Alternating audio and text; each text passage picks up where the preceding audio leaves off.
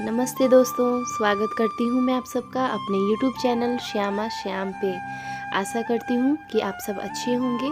तो आइए आप सब मेरे साथ मिलके आनंद लीजिए वृंदावन की मानसिक परिक्रमा का।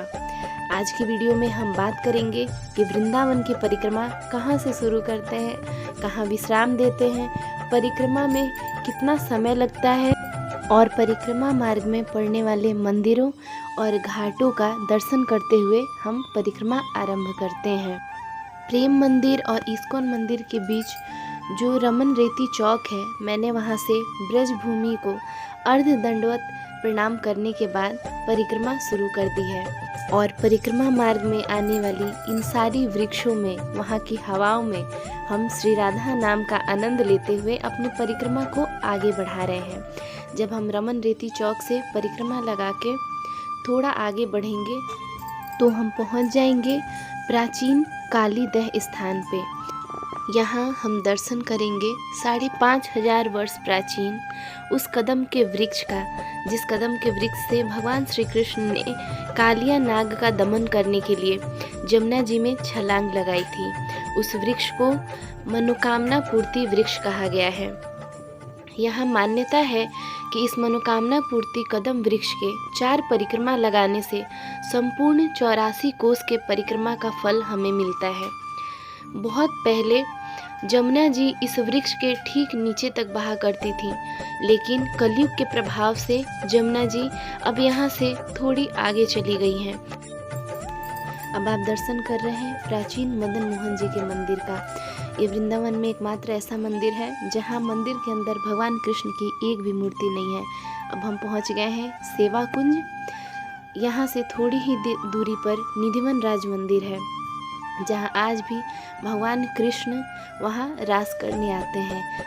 परिक्रमा मार्ग में आगे बढ़ते हुए हम पहुँच गए हैं प्राचीन सिद्धपीठ इमली तला के मंदिर में।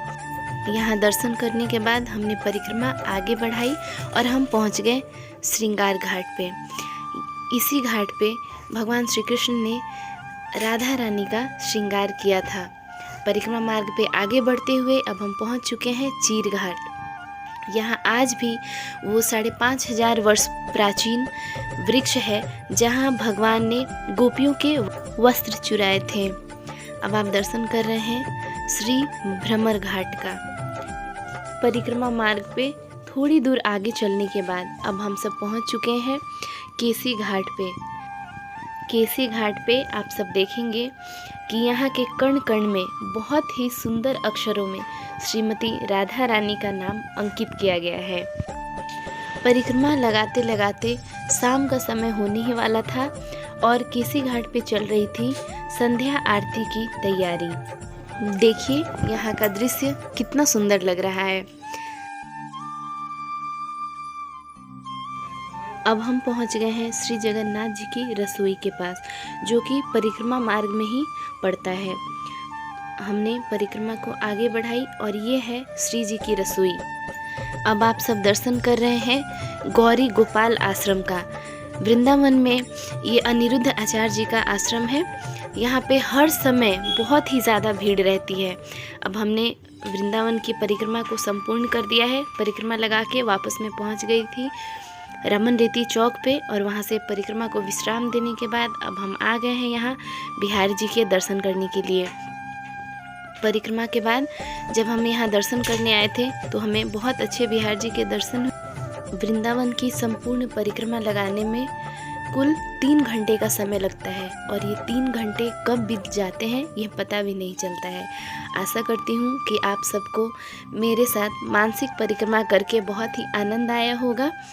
राधे राधे, धन्यवाद।